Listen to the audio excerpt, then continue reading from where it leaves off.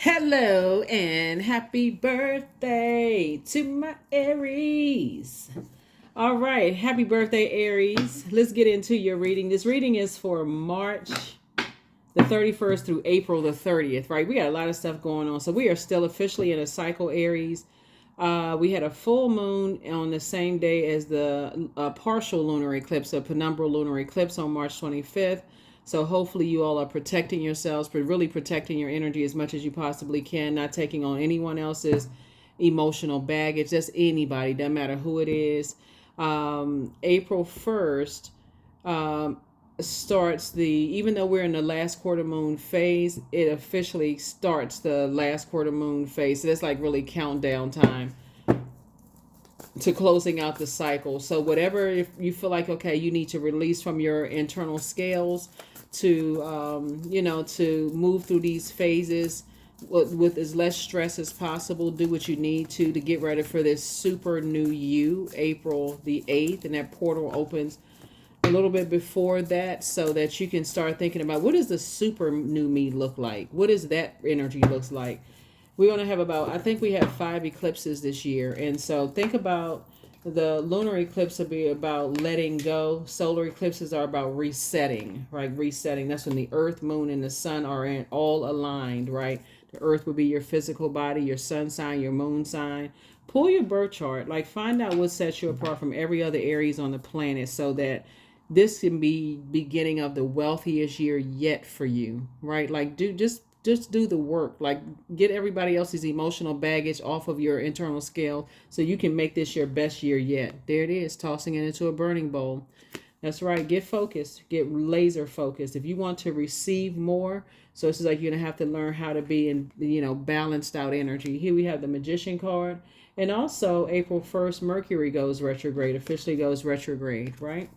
So I feel like there's a Gemini that's could be thinking about somebody. Somebody could be thinking that you're the twin flame. They could be going back in their mind, thinking about, how you all communicated. For somebody, this card is connected to Gemini. This is Gemini's ruling planet, Mercury. And Mercury is the communication and messenger planet, but it also is the planet of knowledge, learning, trade, travel, commerce, factual memory, opinions, sibling relationships, all of those things, right? So source is saying to you, when you start thinking about what your twin flame looks like on the inside and outside, somebody has decided, hey, I need to toss fear. I'm not operating in fear anymore. I'm operating in by faith, right? And so it is very tempting to kind of sort of go back to not go back to something that you may have felt like gotten away with something, like just like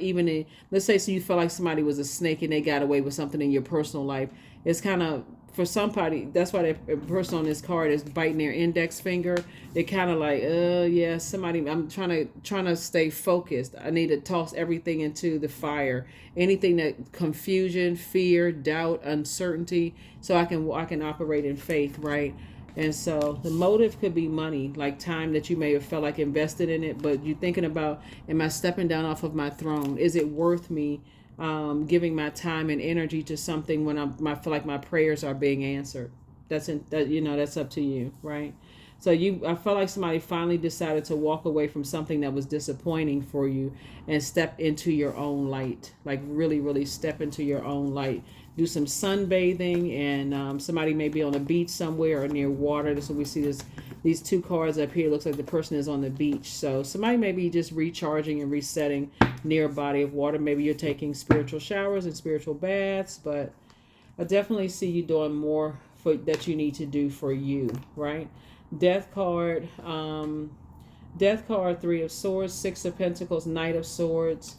We also have the 6 of Swords and also the Ace of Cups. Somebody may have had a good cry, but you also got some good news coming across your path too, right? So, about 2 situations in particular. I definitely see somebody is moving on from something has ended permanently. So somebody may have decided, hey, I need to move on from some things. And I need to really start thinking about because I see some kind of partnership in business and partnership in love trying to come in. So somebody has definitely moved on from some disappointments Three and six obviously is nine. You moved on some past nightmares that almost drove somebody crazy, quite frankly. And part of it was this right here, looking for human beings' approval and acceptance and sources. Like, I didn't tell you to do that. So I definitely see somebody planting some seeds, some new seeds, like really of discernment, wisdom, knowledge, those kind of things, so that, you won't feel like you wasted your time in past family relationships, past friendships, past ex love interests, energies, those kind of things. So I definitely see somebody now really saying, I want to live a softer life. I want to learn how to be in divine feminine energy, where when I pray for something, it'll come to me instead of me having to go out and get it. I can attract and be the energy I desire to attract, right? Yeah. So here we have the Six of Wands. We have the Ace of Wands, the Page of Pentacles, the Queen of Pentacles again, the Eight of Pentacles, and also the Four of Cups. So yeah, so Six of Wands, somebody's definitely slaying their demons, kind of like back in the saddle again, moving forward. We also have the Eight of Pentacles here. Yeah, focusing on financial independence. Somebody's definitely focusing on their financial independence, but the key here is this card, Six of Pentacles. Somebody's going to have to stop looking for the acceptance and approval, so, and just recognize just your greatness, that you're on your throne, adjust your crown, you're down to earth, you're relatable. And so now it's time to learn how to let things come to you and send out that prayer to the universe and say, okay, source, while I'm tweaking my list, because I see you attracting other energies that are down to earth and relatable as well. Not anybody's competition, everybody adjusting crowns. And here we have the Page of Pentacles, and watch how things come to you. Yeah, because you have new money coming across your path, but it's going to first come in the form of information incoming, like basically sources saying learn how to be patient. Here we also have the Four of Cups here. Yep, so it's just teaching somebody how to be patient, like how to attract what you want. Also Ace of Wands here. So I definitely see somebody not only increasing their prayer life, but really learning how to sit down and meditate and see it, like visualize the very thing that you prayed for in terms of partnerships in business and partnerships in love. It looks like somebody comes from a long line of just like deeply maybe religious or spiritual people. Obviously, not to use the words interchangeably, spirituality came before religion, but I feel like somebody came from a long line of people who really over give time to people that's on their at their lowest frequency, like a person who has stepped down off of their crown, they're at their lowest point in life. I feel like somebody's just that kind of energy. And while that's admirable, source is saying to you, the more time you invest in it, just the way that you all are wired, you all are able to do, you all are a go-getter sign, right? So the more time you invest in things, the harder it is for you to kind of sort of come to terms with, okay, maybe this isn't what I thought I was attracting, right? And so source is trying to teach somebody how to, both men and women, or however you identify, how to speak into existence, visualize it, like pray for exactly what you want, visualize that thing, and down to the mile radius of what you want to attract. You want to attract business partners, new friendships, love interests, whatever, but also trying to increase your patience. So I definitely feel like somebody's going to be planting seeds of patience. You have the gift of precognition. Also, sources saying you are loved and protected. You have a new attitude. Somebody apologizes for betraying you. Somebody's a succubus spirit. And your inner child is proud of you, right? So your inner child is definitely proud of you for,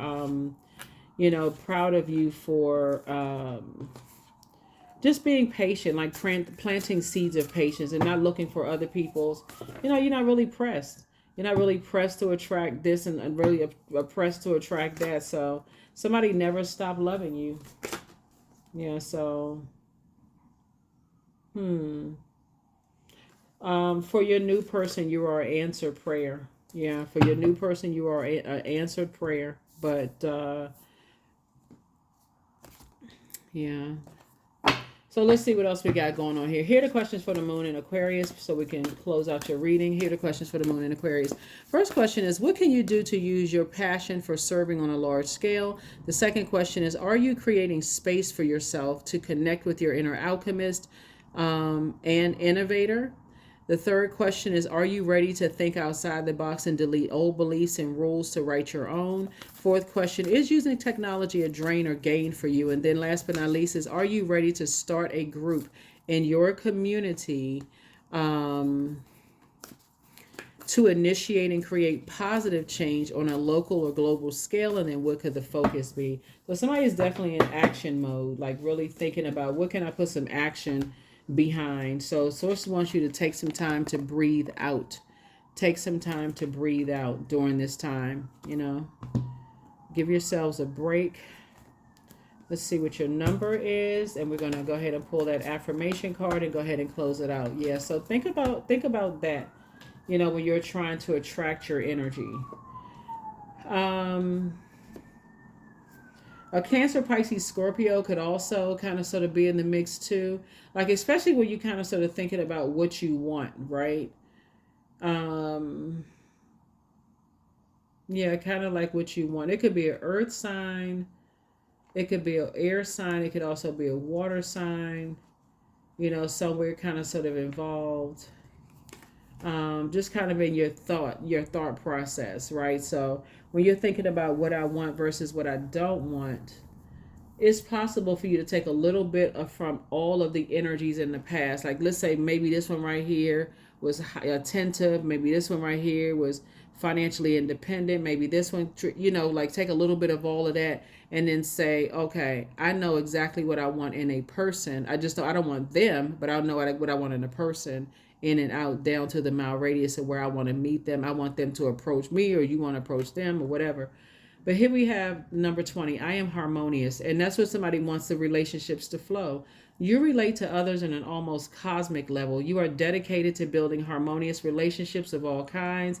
You have the ability to persuade others to your point of view by using gentle means. Number 20.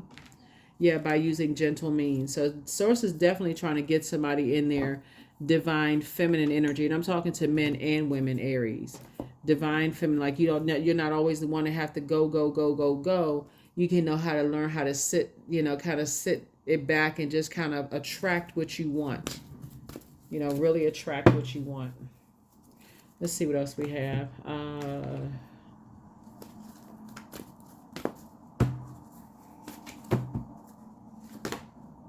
Sacrifice. Yeah, so sometimes surrender is painful. God's cutting away all that needs to go. Illusions, obsessions, addictions. It's a sacrifice to love, right? So that is what I have for you. Hopefully those questions have been helpful.